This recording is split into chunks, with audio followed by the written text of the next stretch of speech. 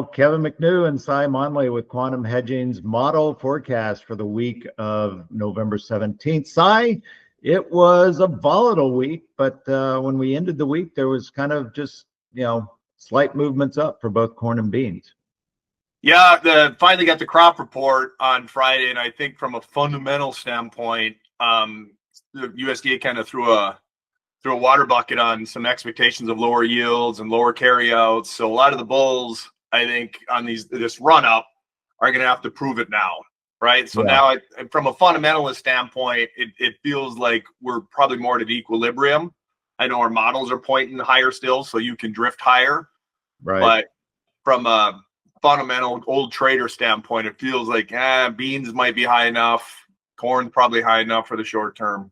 Yeah, from our model standpoint, our model is suggesting a slight probability to the upside, 69% chance of higher prices in the next month. That's about on par with where we were last week, and you can see last week was a volatile week, even though we were up only 2. This is traditionally a flat time for corn over the next month. Usually we're flat, a little more positive for beans on the seasonals, but Cy, corn just needs. What do you think corn needs to kind of change the paradigm of what we've been stuck in for the last 6 months? Well, what you'll have now is nobody believes the USDA yield. So everybody believes the January yield comes down.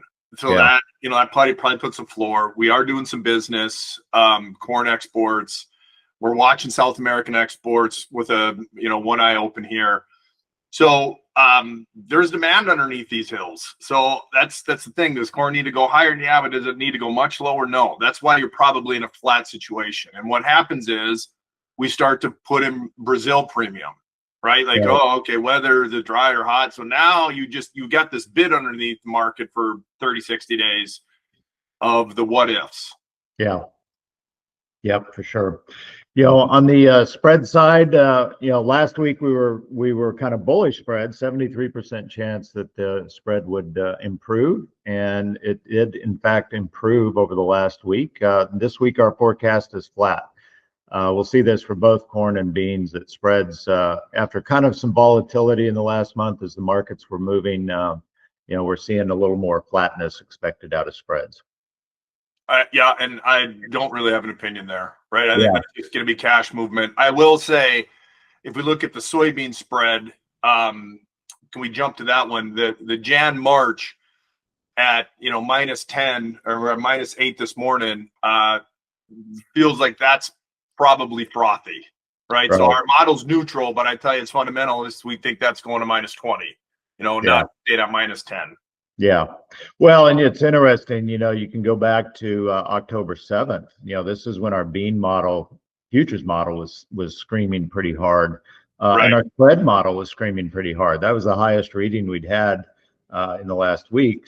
And, you can see that we climbed from -14 to -6, and backed off since then. But, our models really just kind of turned flat here and actually a little bearish here on this way down. So, I think our spread model seems to be picking up some of these tendencies. Yeah, and I'd say that's right. The randomness that's coming is going to be the exports, and if we don't do any China business or China doesn't fulfill their contracts, those spreads probably break. Yeah, and let's go back and talk about the bean.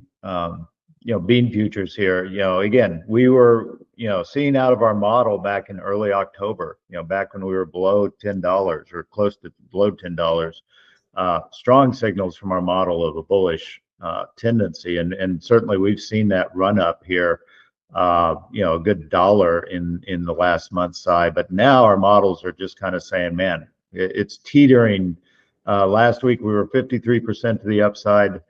This week our probability of the upside is 46%, suggesting that we're just modestly bearish here, and it feels like we're teetering here, Cy, like maybe there's something here. Yeah, that's right. It's the bean market. The bean market can go up 30 cents before it goes down 50 cents.